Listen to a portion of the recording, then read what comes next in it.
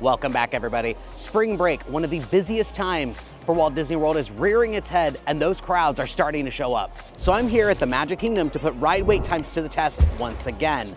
Just how accurate are the wait times in this park? Why don't you guys come along? Let's go make some memories together. Reintroducing the patented Wheel of Wait, which of course isn't actually patented, it's just a free spinner I found on the internet.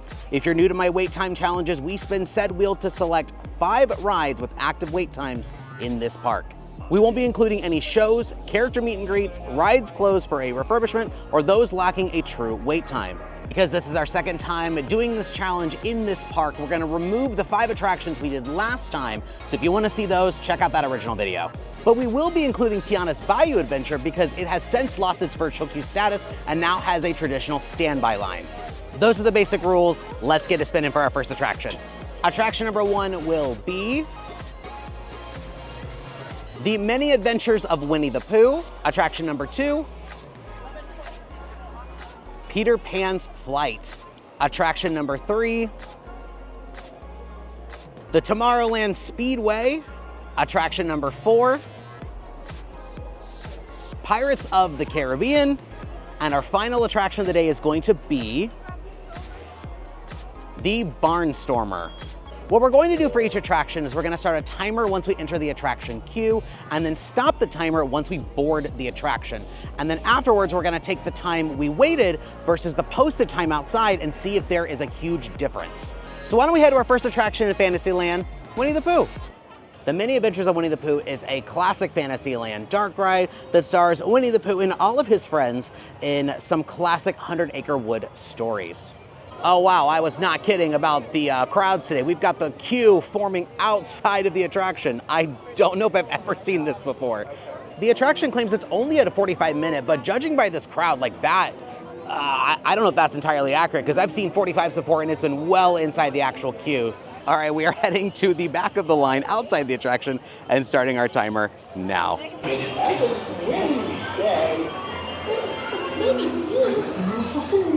Oh dear, hang on tightly, Roo.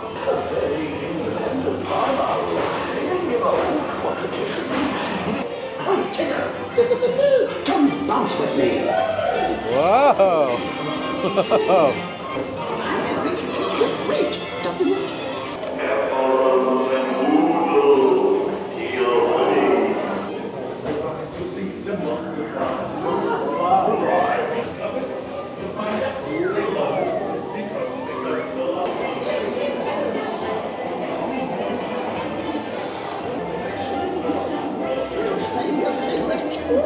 Very big waterfall.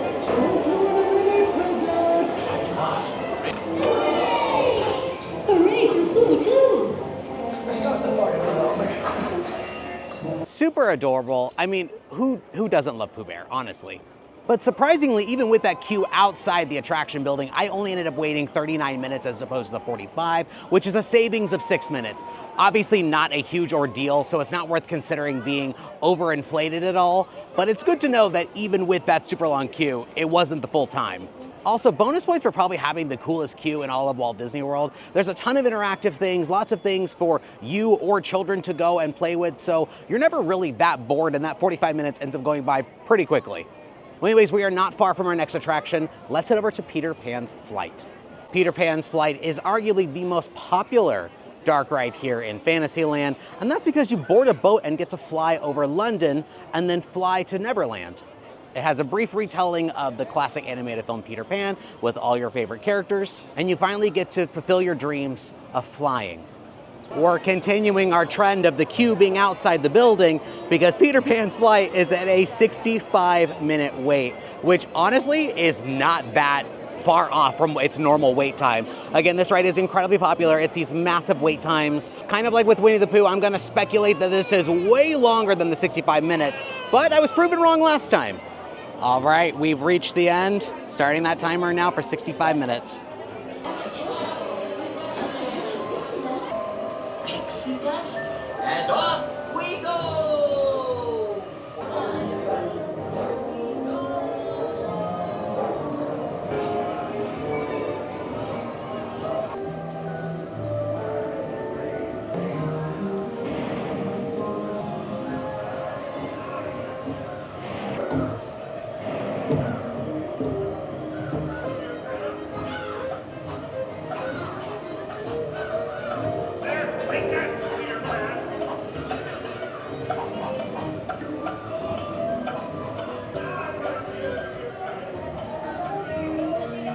Even despite the super long queue outside of the attraction, it was still pretty accurate. I ended up waiting 67 minutes as opposed to the posted 65. I think what really hurts the wait time for that attraction is not only is it just super popular, but it's very, very limited on its capacity. Even though it's an Omnimover attraction that does not stop, it does continuously move, each ship can really only hold about 3 adults or 5 people, including 2 small children who are lap sitters.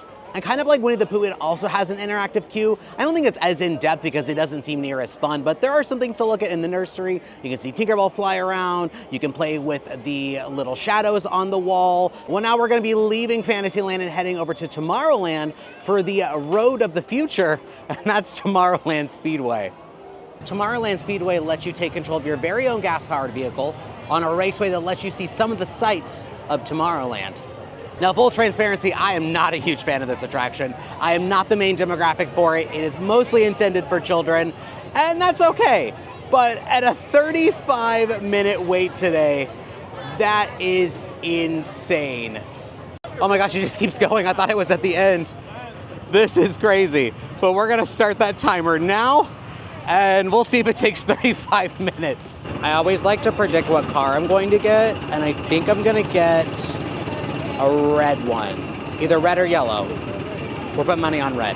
We in fact did not get a red car, but a blue car. Into the future! I always like to see if I can, oh, okay, well, I've already failed. But I always like to see if I can try and like do as best as I can without hitting the little guardrail that's in the middle. It's very hard, if not impossible. Oh, no, oh, no. Oh, okay. I know at some point Disneyland is supposed to get electric vehicles because they currently have a version of this as well with the same kind of cars. So I hope one day we get electric vehicles. Maybe that'll make me appreciate this attraction more. And many moons ago at this point, this was a great way to go and see the Tron construction since it takes you right by it. It's still really nice to drive by and kind of see the light cycles, you know, a more futuristic way of transportation than what I'm currently on. You also get some great views of Space Mountain from here. Actually not doing too bad with my don't hit the guardrails challenge. And despite everyone else in front of me, I think I'm the winner of today. 23 minutes. I only ended up waiting 23 minutes as opposed to the 35 from start to loading up into my car. I still don't think that's necessarily worth it because, again, I'm not a huge fan of this attraction. I just wish that there was more to look at when you're out there. Like, it's just kind of a lot of cement. You do get some great views of Tron and Space Mountain, but it's a very short attraction. It's kind of sparse. And because I can drive a real car, there's really no need for me to do this attraction. But I will take a shorter wait time over a longer wait time any day of the week. Well, that was our halfway point with attraction number 3. We're gonna run over to Adventureland for our next attraction, Pirates of the Caribbean, a classic. Pirates of the Caribbean is a boat ride that sends you down a waterfall back to the age of swashbuckling pirates. This is undoubtedly one of the most classic Disney attractions in the entire world and is 100% a must-do on any trip. Pirates of the Caribbean currently sitting at a 45-minute wait, which is pretty high for Pirates considering it's a very efficient attraction. It's one of the most efficient attractions on property.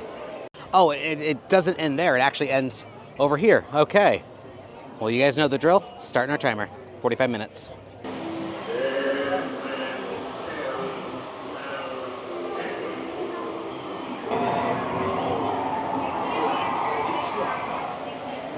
Whoa!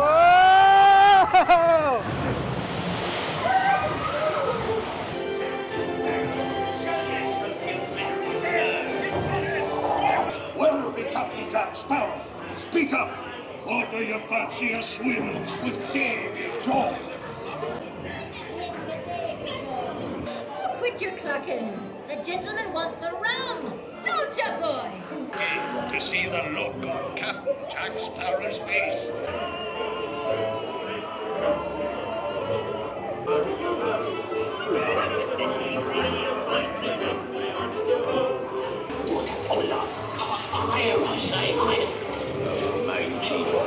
I'm noticing a trend here that despite the queue going outside the attraction, almost every wait time today has been under the posted. I waited 36 minutes as opposed to 45, which is a 9-minute difference, which seems like a huge difference when you think about it, but I'm not gonna consider that overinflated. Pirates is just a very, very efficient attraction. It can hold a lot of people. It dispatches boats very, very quickly. And we were constantly moving through that queue. Also off topic, but there's been a Spirit jersey I've been eyeing for a while that I finally bought. It's the Pirates of the Caribbean one. And last time I was here, they didn't have my size. So I panicked and bought it. And life is perfect now because I've been wanting it for a while. So rule of thumb, if you see something and you want it in Walt Disney World, just get it. Because then you can return it later on your trip, or I can bring it back later on another day when I've come to my senses and realize I don't actually need it, even though I do need it. Well, anyways, we have one more attraction left. That is over in Storybook Circus in Fantasyland.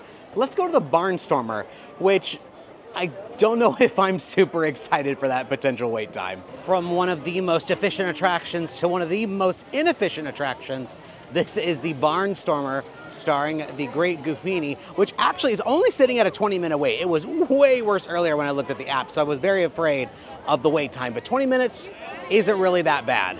The Barnstormer is essentially baby's first Disney coaster. It stars Goofy as definitely the world's safest stunt pilot, setting off for your newest circus act. What makes this attraction so inefficient is that they only run one train at a time, and because it's meant for kids, sometimes it takes a little bit of extra time loading people in and out of the train. Huge line, kind of a weirdly short wait time. But we're gonna set the timer for our final attraction, and we'll see if it takes 20 minutes or not. So we just passed the 20-minute mark.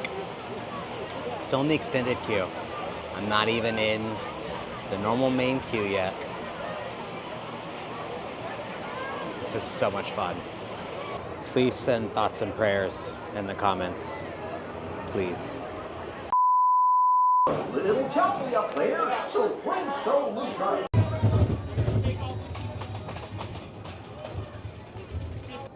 Whoa! Whoa!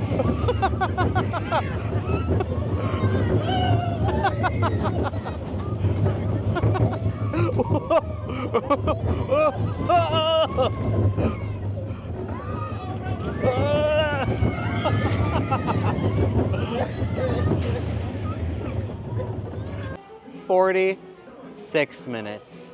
I waited 46 minutes for the Barnstormer. That is more than double the original posted wait time of 20 minutes. Now, to be fair, it did jump up to a 45-minute wait while I was in line, but because it was 20 when I entered, that's what I have to go off of. Never in any capacity is that attraction worth waiting any more than 20 minutes for. It's definitely a far more exciting attraction than one would think, especially in the back. I got whipped over that initial hill, which was a lot of fun, but it's very short. The capacity is super limited. They were actually running 2 trains instead of just the one, like I said earlier, but even then, 45 minutes is crazy. Well, guys, there you have it. There is all 5 of our attractions as part of our time test for today. And honestly, we had it going real good up until that final attraction. Almost every single attraction was under the posted wait time, and then everything got ruined with the double amount of wait time at the Barnstormer.